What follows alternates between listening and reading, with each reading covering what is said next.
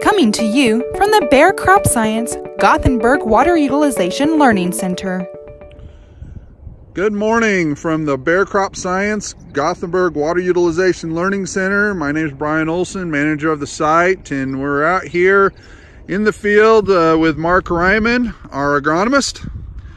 And so we're out here to talk about planting conditions. And so again, a beautiful crisp morning. Everybody's getting excited about planting season. It's just right around the corner. But obviously, with all this moisture that we've got in our fields, we've got some challenges that could potentially occur. And if we don't get that seed in the right spot in the field, we're going to be dealing with some issues for the rest of the growing season. So Mark, with these wet conditions, obviously the first and foremost, we want to stay out of the field if we can.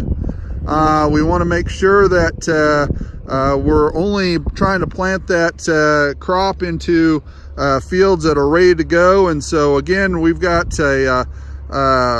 two different fields here, one with soybean residue and one with corn residue, and there's going to be some big differences here on when we can get in on the soybean residue field versus the corn residue. So you want to walk us through what you're seeing with the soil? Yeah, so with the soybean residue, we are a lot drier. We just don't have the residue cover. We've strip tilled this area already, and we could strip till it because it did dry out a little faster the last time the field conditions got right.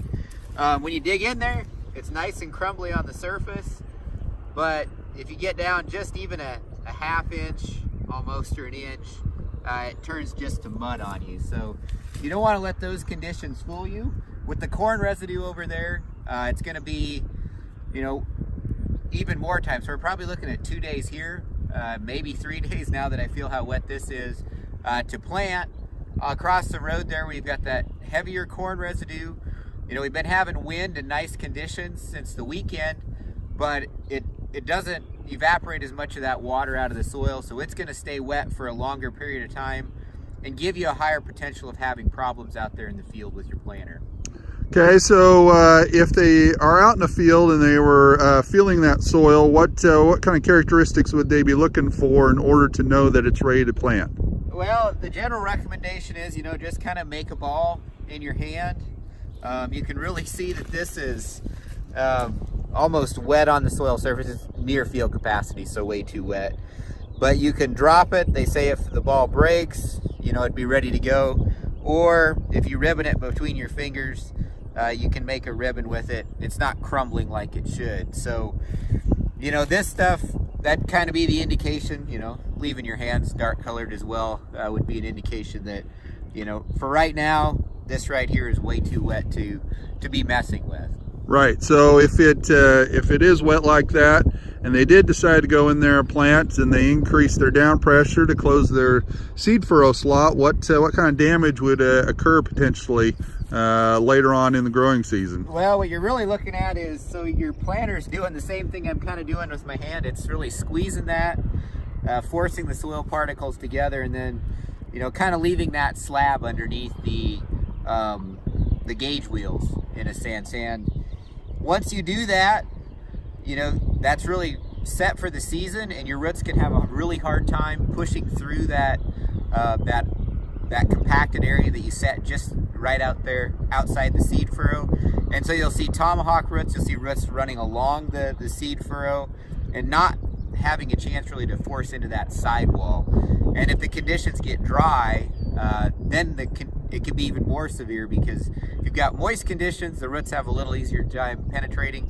If you've got dry conditions, it's much more challenging for them. And so they could actually end up with corn maybe going into like V12, V14 that starts falling over when you get a decent windstorm, because if they again have those tomahawk roots, they don't have a root structure that has gotten outside of that seed furrow slot, and it'll start falling over. Yeah, you basically end up, you just end up with not a lot of anchor to the soil, and it gives you that chance. I've done it before myself in planting into wheat stubble too wet, where with the downforce that I had.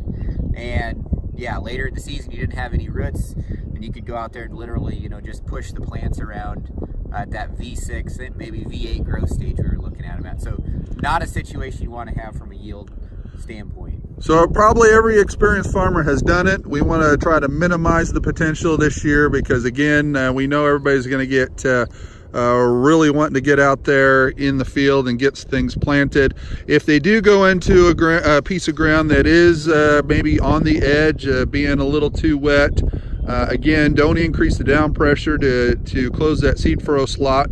What would be some other attachments that they could hook up to their planter to try to improve that closure?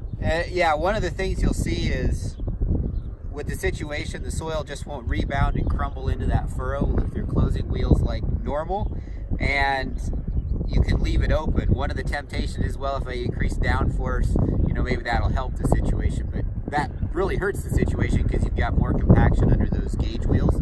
So what you want to look at, and it takes a little bit of time, but they do have spiked closing wheels. You can use one solid closing wheel, one spiked closing wheel on some of the types of planters. They also talk about, you can move one closing wheel into a trailing position so that they're kind of offset and they push the moisture into that furrow, or just something that crumbles up that soil and puts it back down in there.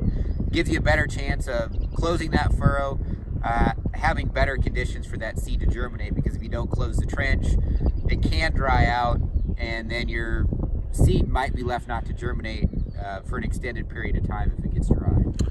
So just kind of to review, obviously, stay out of the field as long as you can to plant.